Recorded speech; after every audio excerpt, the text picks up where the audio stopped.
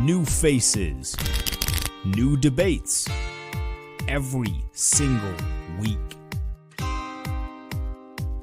He's not great. He had 10 good games right before you put the title great on him. It's time for Fight Night with Alex Strouf. Oh, yeah, baby. It's time for Fight Night right here on the Alex Strouf Show.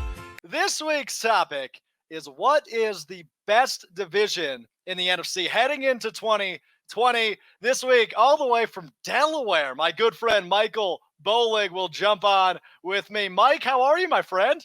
I'm doing well. How are you, man? Everything's all good in my corner, man. So this week, the best division in the NFC, every time I've had you on this show, you've come on to debate about your Seahawks. You went with the NFC West. It seems like one of only two options. Go ahead. Tell me why you went that direction. Well, like you said, it's one of the only two options. You went with the NFC South. Got to go with the NFC West. But for me, I see the top two teams in the NFC West being the Niners and the Seahawks. And I think that they're very equal to the Saints and the Buccaneers in the NFC South. So I call that as a wash. Then I look at the Cardinals being the third best team versus the Falcons being the third best team. The Cardinals improved drastically this offseason, trading for DeAndre Hopkins, getting rid of David Johnson, who was injury prone. So for me, that was a big win for the Cardinals, and they're heading in the right direction in that Cliff Kingsbury offense.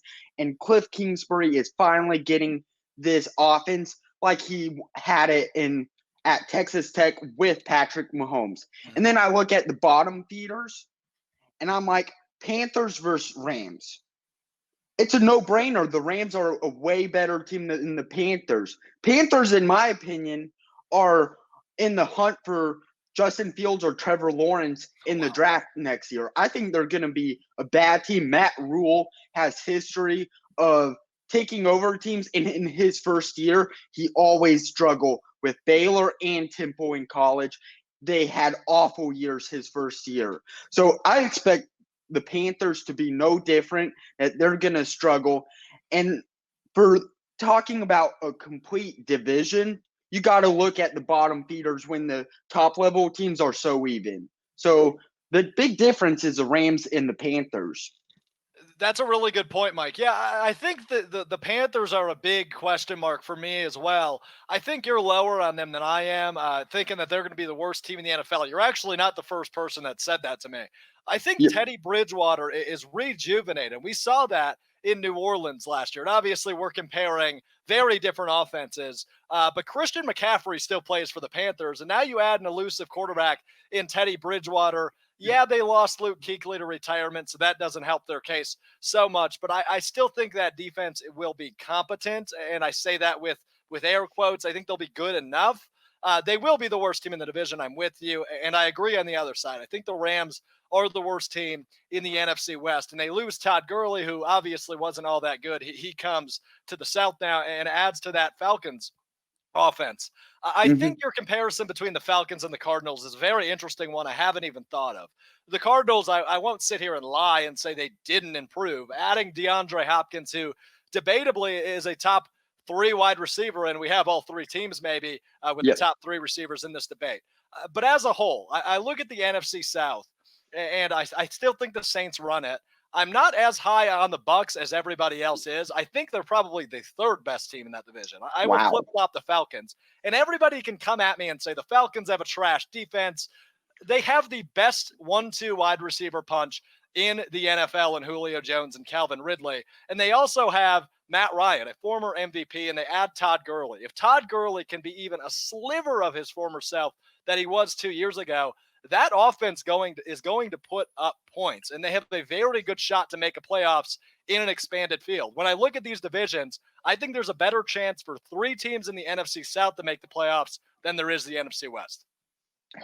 I like that point because I do think the Falcons are a good, solid team, but talent-wise, they should have been in the playoffs the last couple years, but they've been injury prone ever since. Keanu Neal has not been healthy at all.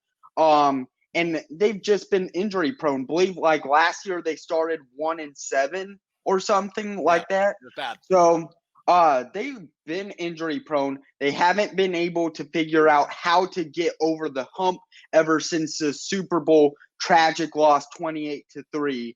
So for me, the Falcons are this team that you look at talent-wise, that they're one of the best teams, but they don't produce wins. And for me, I can't put them over the Buccaneers or the Cardinals just because I think Cardinals have more potential of producing than the Falcons do, because we already know the Falcons can't produce. Yeah, and this is a lot of talk about ceilings, right? We have no idea what's going to happen on the injury side of things, because it will happen, right? I mean, worst case scenario, let's say a guy like Russell Wilson goes down. I mean, obviously, neither of us want that. Me being a Wisconsin guy and you being a Seahawks fan, we want him to go win his first MVP.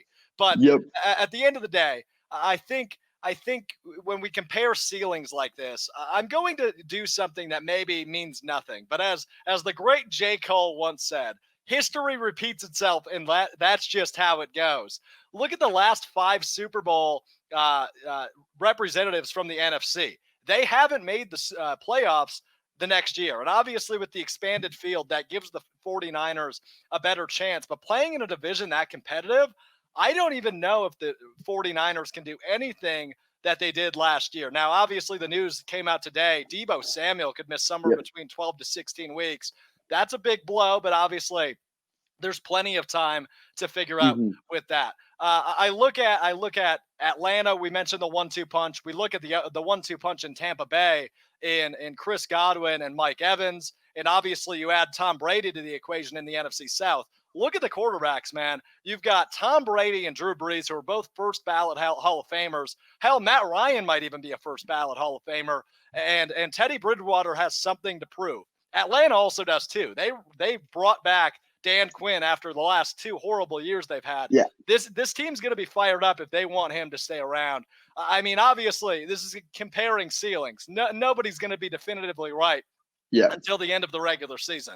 But right now, I look at it, I'm much more intrigued by the NFC South.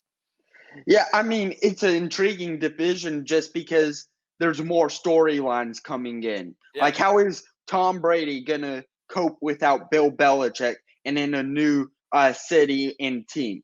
That Buccaneers offense might be one of the best ever, that put up the best numbers. Yeah. But don't you kind of find it similar to that Eagles offense? Eagles team years ago that was deemed to be like the next super team, 2011. Yeah, the super team. I mean, there's some resemblance in that. Like, the Buccaneers are the next super team. So, I mean, how will that work on the football field? Seems like, for me, basketball, super teams work. But football, it's more like how you cope together. So we got to see how that team copes together. Yeah, it's going to be interesting, right? And you bring up the 2011 Eagles, and even more recently, an example is last year's Browns, right? We thought that team was just going to be unbelievable, and they just really weren't all that at all. So when you bring in all these interesting pieces, it's interesting to see. I don't think a 9-win year for Tampa Bay is outrageous, whereas a lot of people think they could win 12, 13 games. Realistically, I think they're probably a 9 or 10-win team. I still think they make the playoffs. I think Atlanta's ceiling is the most confusing of any of these 8 teams, right? Because they could win 12 games or they could win 4, and either way, we probably wouldn't be shocked. But I like Atlanta. I think this is a rejuvenated year. I think Todd Gurley, like I said, if he's just a sliver of what he was 2 years ago when he was in that MVP race, he could bring a lot of power to that Falcons offense, bring some distractions away from Matt Ryan, Julio Jones, and the aforementioned Calvin Ridley. Yeah. That Falcons team, like you said, is an interesting team. Like, they got Matt Ryan, who last year was kind of disappointing, which from like what he was 2 years ago and before that, because he had a lot of injuries to his team. And I don't know, this Falcons team, like you said, could win 4 games. They could win 12 games. And none of us will be shocked about. That's just my issue, though, the inconsistency factor to that team.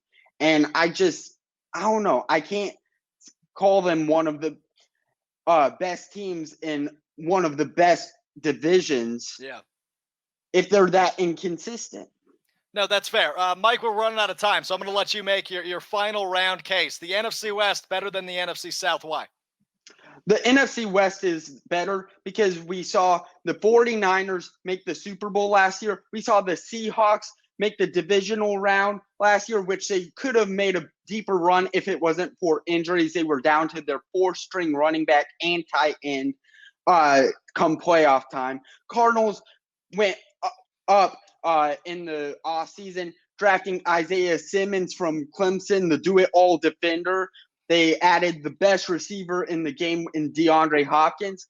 The Rams, they took a step back, but they still got Aaron Donald, one of the best defenders in football. Jalen Ramsey, one of the best corners in football.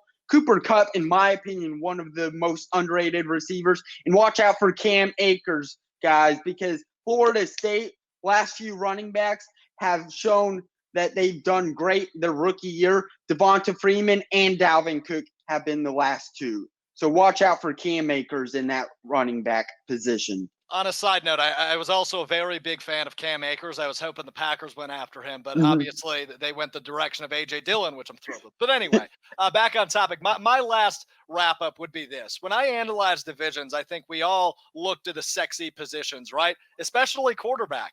I will take Drew Brees, Matt Ryan, Tom Brady, and Teddy Bridgewater over Jared Goff and Kyler Murray and Jimmy G every day of the week. Obviously, Russell Wilson, probably the best going into 2020 of all 8 quarterbacks in this conversation. But when I look at the NFC South, the offenses are run by their quarterbacks, and there's 4 solid veterans in the NFC South. And I think any team could really make a run, whereas I don't see that being the case in the NFC West. Mike, thanks so much for jumping on with me, man. Always good to chat with you. Thank you, man. That's Michael Bollig, all the way from Delaware, student at Oklahoma State as well. He's all over the country, and he joins us here on the Alex Strouf Show. Good stuff from him. We're going to jump to a break on the other side. Kyle will give me his thoughts on the debate. We'll do our Thursday thoughts and wrap up the week. This is the Alex Strouf Show, presented by CCC.